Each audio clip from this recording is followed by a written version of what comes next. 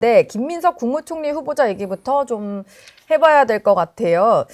재산 신고 내역도 보니까 한 2억 원 정도였던 것 같고, 세비도 보통 이제 세비로 수입 대부분을 이제 충당하고 있을 텐데, 5년간 본인에게 좀 부과됐던 추징금 6억 원을 완납을 하고 순자산까지 증가한 상황이라서 네. 이게 어떻게 설명이 되느냐 이런 지적이 있었어요. 근데 김 후보자는 본인이 소명 가능하다라고 하더라고요. 소명이 안 될 것 같은데요. 예. 그런가요? 이게 뭐 정상적인 네.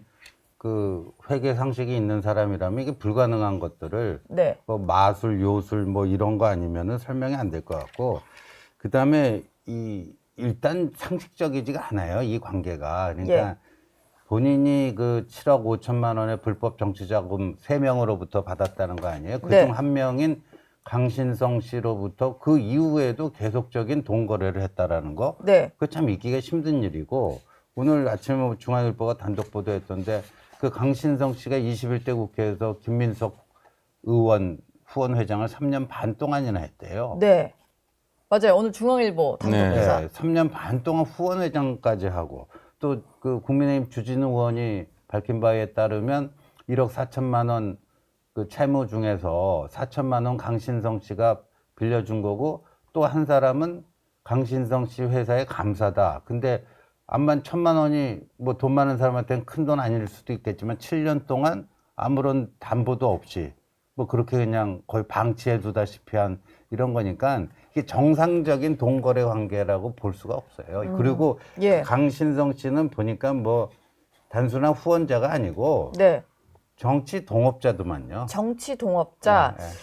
불법 정치 자금을 좀 제공했던 사람인데 또 사인간 채무가 또 발생을 하다 보니까 이게 진짜로 뭔가 갚을 생각으로 빌린 돈일까라는 뭐 의혹이 있는 것 같아요. 그렇습니다. 뭐 지금 네. 보도된 바에 따르면 진짜 신지호 전 의원께서 잘 말씀하셨지만은 이 강신성이라는 분 자체가 네. 뭐 돈을 4천만 원인가 하고 나머지 1천만 원씩 쪼개기로 줬다는데 그분 알고 보니까는 바로 그분 그 신성 씨의 회사에 뭐 감사인가 지냈다는 분 아니겠어요? 예. 그런 분들이 다 했으니까 이게 지금 이름만 딴 사람이지 예. 이게 다 결국은 그 강신성 씨의 그 영향하에 있는 또는 강신성 씨 본인이 지금 쪼개기를 하는데 이름을 차명으로 지금 해준 거 아니냐? 예, 관련자들이니까. 그렇죠. 그리고 네. 또 하나는 이분이 아시다시피 과거에 김민석 의원이 그 원외에 있었을 때 알박기 정당 민주당을 했잖아요. 그러니까 네. 새정치민주연합으로 이제 민주당이 당명 바꾸니까 재빨리 민주당 도메인을 선점했단 말이죠. 네. 그때 바로 민주당 대표를 지낸 분이 이분이에요. 예. 그러니까 최측근이라고 분신 같은 사람이라고 할 수 있는 겁니다.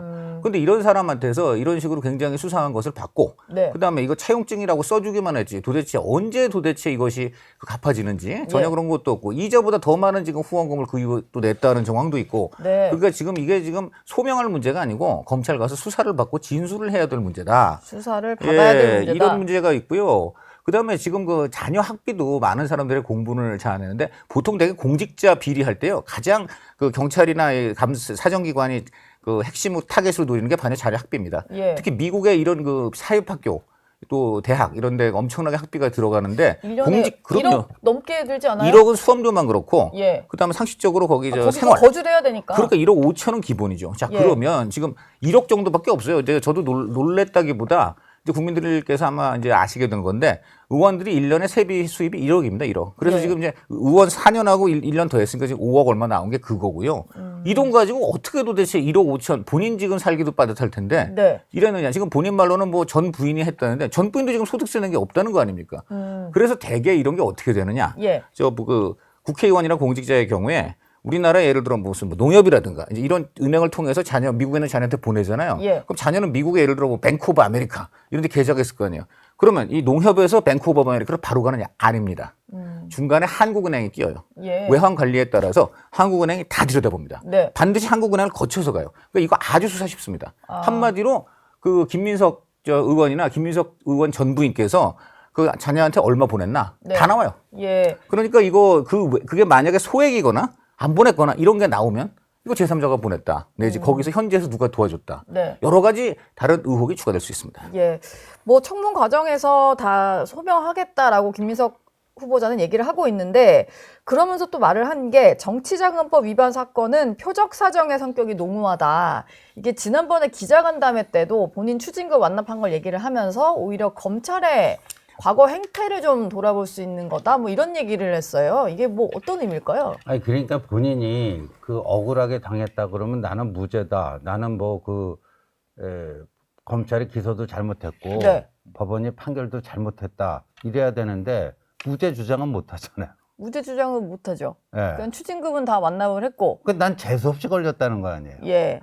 관행적으로 하는 건데 나만 좀 난 운이 안 재수 없이 좋았다 이런 걸렸다. 걸까요? 네. 그 얘기 하는 거예요. 그런 얘기가 지금 국무총리 될 사람이 할 수 있는 말인가요? 예. 다들 그렇게 해먹는데 네. 나만 재수 없어서 걸린 거다. 나 해먹은 건 맞다. 사실상 시인하는 거 아니에요. 네. 이 국무총리 될 사람이 할 얘기 아니죠. 제가 이재명 정부는 너무 관대한 것 같은데 이 검증 기준이 그 대통령하고 연관된 것 같아요. 대통령이 기본 정과 사범이잖아요. 예.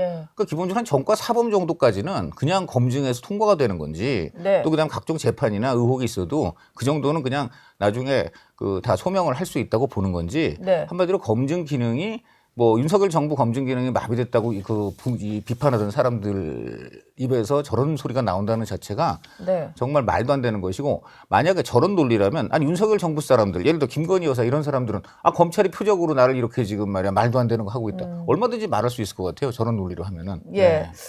뭐 각종 의혹이 나오고 있는 상황인데 또 더불어민주당도 어쨌든 보호를 해야 되는 거잖아요. 이게 안 그래도 이제 오광수 전 민정수석까지도 좀 낙마를 하게 된 상황인데 물론 청문회 대상자는 아닙니다만 총리 후보자는 좀 지켜야겠다는 생각인지 각종 의혹 제기를 야당과 언론의 정치 공세다 이렇게 규정을 했어요. 양문석 의원이 쓴 SNS 글인데 이게 뭐 아주 그냥 야당이랑 언론이 좀 합작을 해서 괜히 좀 문제 제기를 하고 있다 뭐 이런 의혹이고요. 근데 양문석 의원 본인도 뭐 강남 아파트 그 살 때 뭐 딸 명의로 어떻게 뭐 대출을 받고 뭐 해갖고 좀 네. 1심에서 당선 무효용 나오지 않았나요? 예, 그러니까 뭐 동병상련이겠죠. 동병상련. 예, 양문석 의원도 그 지금 재판받고 있는 사건에 대해서 본인에 대한 뭐 그것도 표적 수사인가요? 표적수다. 뭐 그렇게 예. 주장한 것 같아요.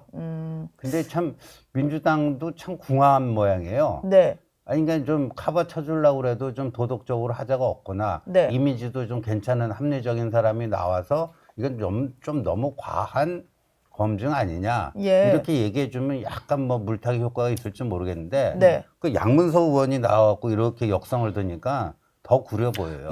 더 구려 보인다. 이분 지금 혐의가 말입니다. 좀 잊어버리신 분들을 위해서 다시 말씀드리면요. 양문석 의원 얘기죠? 그렇죠. 이거는. 예. 대학생이던 딸의 이름으로 2021년 4월에 말입니다. 대구 수성 새마을금고에서 11원 규모의 사업자 대출을 받아서 서초구 아파트를 샀습니다. 대구까지 예, 내려와서. 대학생 딸이 세상에 어떻게 11억 원을 새마을금고에서 빌려가지고 또 그다음에 이 민주당 가장 강남 부동산 가진 분들을 아주 적대시하는 정부 아닙니까? 예. 근데 이분이 뭐 어디서 샀어요? 지금 서초구 아파트 샀지 않습니까? 네. 그러니까 이게 지금 민주당이 하는 입하고는 정반대의 행동만 다 한 것으로 지금 혐의가 나오는데 이런 사람을 가장 무리하게 공천시킨 사람이 누굽니까? 예. 그 당시에. 그 민주당 그때 이재명 대표 비명 행사 공천 과정에서 그야말로 친명 횡재의 대표적인 사람 아니겠어요? 네. 근데 오죽했으면 김부겸 선대본부장이 저 카메라 기자들 앞에서 약간의 쇼성 발언을 했는데 당신이 이제 앞으로 한 번만 더 이러면 끝이야 뭐 그러는데 저 사실 그때 김부겸 선대본부장이 더 많은 사람들이 야 저렇게 면죄부를 주나 하는 생각도 들었는데요. 예. 자 이러니까 지금